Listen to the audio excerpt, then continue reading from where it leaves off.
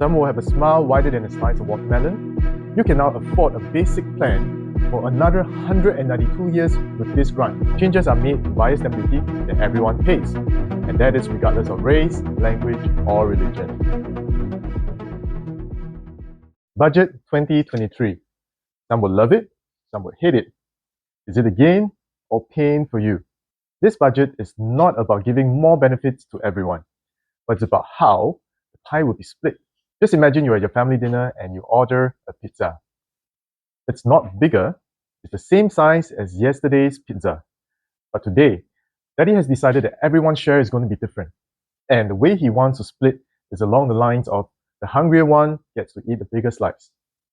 With this change, some of your siblings will be happy, or some will not. Some will have a smile wider than a slice of watermelon, or some will have a face like a prune. Let's see, which expression are you likely to have from a real estate standpoint?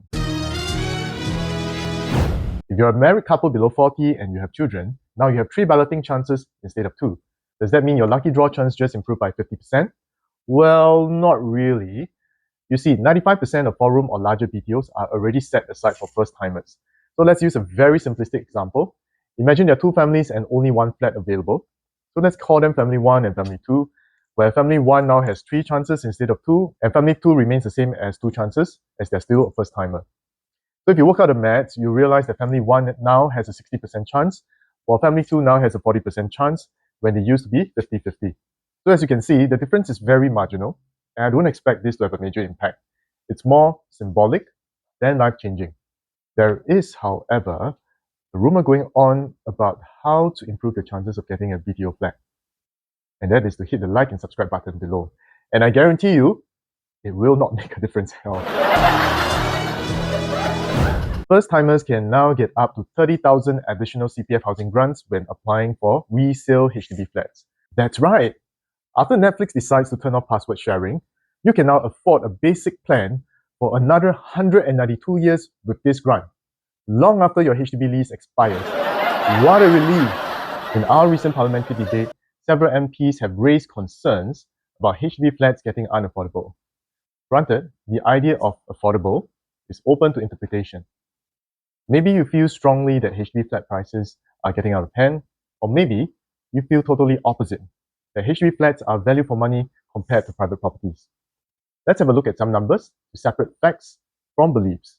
In 2022, the median household income in Singapore is about $10,000. Assuming a household is taking the maximum 25 years loan to buy a HDB flat, that means his maximum loan is about $574,000, which likely means this household can afford a $600,000 flat. That sounds pretty reasonable to me. Having said that, young families are usually earning below the median household income. If they are first-time property buyers who don't own another property that they can sell high and buy high, they are going to struggle with getting into the real estate game. I believe this new policy aims to help this group by offering higher grants for first-time buyers who buy resale HDB flats. I repeat, this only applies to resale HDB flats and not BTO. First-timer families buying 2 to 4-room flats are now eligible for up to 80,000 CPF Housing Grants, which is an increase of $30,000. For 5-room flats and above, first-timer families are now eligible for up to 50,000, an increase by $10,000. And don't worry, you don't have to return the grant to the government when you sell the flat. It's a common misconception. All you need to do when you sell the flat is to return the grants back to your own CPF account. And this amount can be reused to buy your next property or cash out when you reach 65 years old. Oh wait, hang on. Who's going to pay for all these grants? Do you think the ministers have a sinking fund that they maintain out of their own pockets so that you can enjoy these grants? Yeah, you wait long enough. One way or another, somebody's going to pay for it. Guess who? Answers coming next. Buyer stamp duty.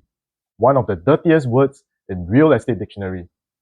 But you know, some vulgarities are made more intense when you add another word to it. For example, you may have heard of the word CB. I'm not talking about circuit breaker. And when you're very angry, you may add another word and say CCB. Well, in real estate, we do things a little bit differently. You know, when a scammer calls me when I'm very busy in an appointment, I may say, "Bust off." But if someone cuts into my lane and jams brake, I may feel very intense about it. And I may say, "Abs you." That's the dirtiest word in real estate. No, I'm just kidding. What are the changes to stamp duties this round? To be clear, there are no changes to ABSD and SSD. Changes are made to buyer's stamp duty that everyone pays, and that is regardless of race, language, or religion. But the good news is, most people will not be affected by this change. That's because you will only need to pay more if you're buying a property above $1.5 million. And most properties in Singapore fall below this amount. Here's a chart showing the changes so it's easier to visualize. Once again, to quantify the difference, if you're buying a $5 million property, you are going to pay $55,000 more in stamp duties. Well, $55K is a lot of money to a lot of people, but for someone who can afford a $5 million property, $55,000 is a mere 1.1% of the property value. It's a small increase, affecting a small segment of the overall market. It's just like Hermes going to have a 5% increase in their cutlery for the next week. And I don't really care, do you?